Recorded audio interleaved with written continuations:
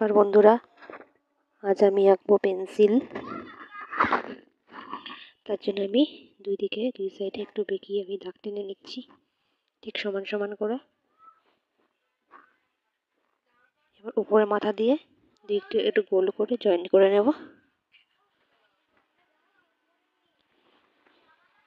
এবার সামনেটায় একটু বেঁকিয়ে বেঁকিয়ে জয়েন্ট করে নেব। আর সামনে পেন্সিলের মুখটা আমি আঁকছি।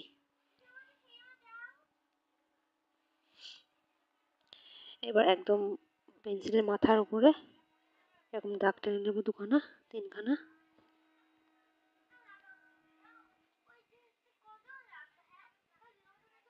সামনের মুখটা তো একটুখানি দাগ টেনে নিলাম, যেখানে শীষ বেরিয়ে থাকে।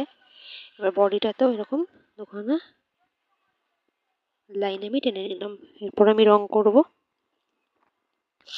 পেন্সিলের দুই সাইডে একদম শেষে উপরে মাথায় এবং আর মুখে আমি দুটো কালো কালো রং করে দেবো দুই জায়গাতেই।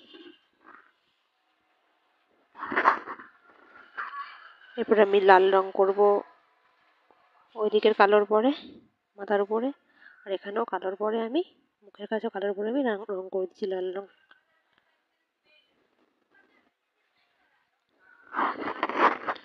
এরপর আমি উপরে মাথার উপরে লাইনটায় আমি গোলাপি রং করছি।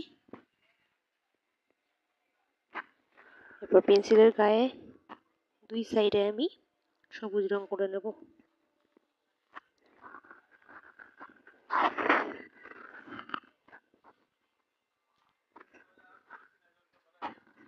আর মাঝখানটায় আমি হলুদ রং করে নিচ্ছি। ভিডিওটি ভালো লাগলে লাইক সাবস্ক্রাইব করতে ভুলবে না। ধন্যবাদ।